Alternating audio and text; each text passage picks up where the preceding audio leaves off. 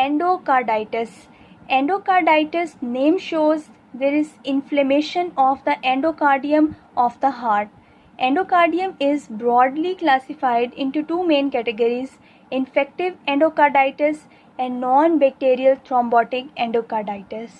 In NBTE, turbulent blood flow causes endothelial dysfunctioning, and when endothelial it get disrupted, subendothelial collagen get exposed, and collagen will activate platelets and results in thrombus formation. These thrombus or sterile vegetations, they form along the line of closure of the valve in debilitated patients, specifically in hypercoagulable state or in migratory thrombophlebitis. As you can see it from the figure, this is normal endothelium. When turbulent blood flow causes endothelial dysfunction, subendothelial collagen it activates platelets and ultimately results in thrombus formation. This thrombus form along the line of closure of the valve, specifically in patients having hypercoagulable state or migratory thrombophlebitis. Next broad category is infective endocarditis. Infective word, it shows that any microorganism is involved, and endocarditis is the inflammation of endocardium.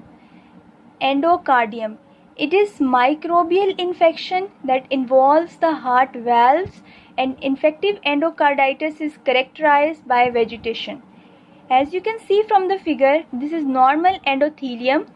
When turbulent blood flow causes the endothelial dysfunction, it exposes the subendothelial collagen, ultimately results in platelet activation, and platelets they form thrombus.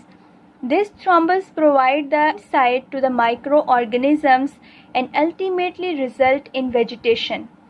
Now vegetation is composed of two main components: thrombosis and microorganisms.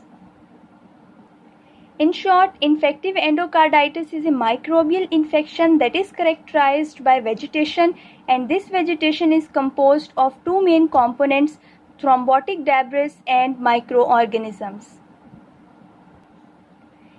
Endocarditis is classified into two categories: acute endocarditis and subacute endocarditis. Acute endocarditis, it is caused by the highly virulent organism such as Staph aureus, which causes highly necrotic and destructive lesions in the previously normal heart valves. In contrast to the acute endocarditis, subacute endocarditis is caused by the less virulent organism such as S. viridans, and it causes less destruction and less necrotizing lesion of the previously damaged valves. In short, acute endocarditis is caused by the highly virulent organisms which causes destructive lesion of the normal valves, and subacute endocarditis is caused by the less virulent organism which cause less destruction of the previously abnormal or infected valves. This flowsheet diagram shows the pathogenesis of the infective endocarditis. As I have told you that turbulent blood flow, it causes the endothelial damage, and when endothelium get damaged, subendothelial collagen activates platelets and result in sterile thrombus. Sterile thrombus provide the adherence site to the bacteria, and ultimately bacteria will adhere and results in the formation of microcolony. This bacteria and thrombus collectively called the vegetation, and vegetation it causes both local destructive effects, and sometimes vegetation get embolized and result in septic infarcts. Endocarditis of previously damaged valves is caused by S. viridans. Endocarditis of healthy valves is caused by highly virulent Staph aureus and also by the Hack group of bacteria. H stands for Haemophilus, E stands for Actinobacillus, C stands for Cardiobacterium, E for Eichinella, and K for Kingella. Endocarditis of prosthetic valves is caused by S. epidermidis. Now, what is the morphology of the infective endocarditis? Hallmark of the endocarditis is vegetation. As I have told you, vegetation is composed of two main components, thrombotic debris and microorganism. This vegetation mainly involves the valves, specifically mitral valve and aortic valve. As you can see from this figure, this vegetation usually form on the cusp of the valve and may extend towards the chorda tendineae. Sometimes these vegetations they may get embolized and results in formation of septic infarcts. Before understanding the clinical features of the endocarditis, just recall that turbulent blood flow causes endothelial dysfunctioning, and endothelial dysfunctioning causes petechial hemorrhages. These petechial hemorrhages in retina are called Roth spots, and these petechial hemorrhages in nail beds is called splinter hemorrhages, and these petechial hemorrhages in the skin of palm and sole causes Janvelian.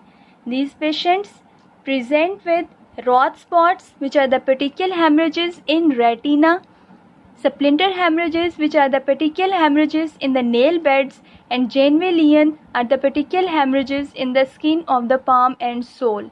These patients also present with ossular nodes, murmurs, fever, anemia, and glomerulonephritis. Clinical features of the endocarditis can be best memorized from the mnemonic from Jane. F stands for fever, R stands for Roth spot, O stands for ossular node, M for murmur, J for Janvelian, A for anemia, N for splinter hemorrhages or nail hemorrhages, and E for emboli. You can again see these clinical features from Jane. F stands for fever, R stands for Roth spots, O stands for ossular node, M stands for murmur, J stands for Janvelian, A stands for anemia, N stands for nail hemorrhage or splinter hemorrhage, and E stands for emboli. Patient of endocarditis can be diagnosed through Duke's criteria. This Duke's criteria can be memorized through the mnemonic B fever. B stands for major manifestation of the Duke's criteria, and F fever stands for minor manifestation of the Duke's criteria. B stands for blood culture should always be positive. E stands for echocardiogram shows endocardial involvement of the heart. Minor manifestations, F stands for fever, E stands for echo findings, and these echo findings they visualize the heart and movement of the valves. V stands for vascular findings, and as I have told you that turbulent blood flow causes endothelial dysfunctioning, and endothelial dysfunctioning results in petechial hemorrhages. Petechial hemorrhages they present in the skin of palm and sole as Janvelian. These petechial hemorrhages present in nail beds as splinter hemorrhages, and these may get embolized and form septic infarcts. E stands for microbiological and immunological evidence, and R stands for risk factor such as drug abuse. Some manifestation from major and some manifestation from minor criteria should always be present to confirm the diagnosis. In short, two things are compulsory to make diagnosis of endocarditis. First is positive blood culture and second is echocardiography. Echocardiography shows the involvement of different valves of the heart. We can treat the patient of infective endocarditis with prolonged antibiotics, and we can go for surgery in case when multiple emboli are present or when valve undergo dysfunctioning, because valve dysfunctioning cause heart failure. In short, infective endocarditis it is caused when turbulent blood flow causes endothelial dysfunction, and it results in thrombus formation, and ultimately microorganism they will deposit along the sides of thrombus and result in formation of vegetation. These vegetations form along the cusp of the valve and extend to the chorda tympani. Some of these vegetations may get embolized and results in septic infarcts. Clinical features of the infective endocarditis are due to petechial hemorrhages. These petechial hemorrhages, which are due to the endothelial dysfunctioning, present with Roth spots in the retina, splinter hemorrhages in the nail beds, Janeway lesion in the skin of palm and sole, and also with the ossular nodes, glomerulonephritis, fever, and anemia. And at last, patient can be diagnosed through the Duke's criteria. Some of the major manifestations which involve the positive blood culture and echocardiography, and some of the minor manifestations should be present to confirm the case of endocarditis.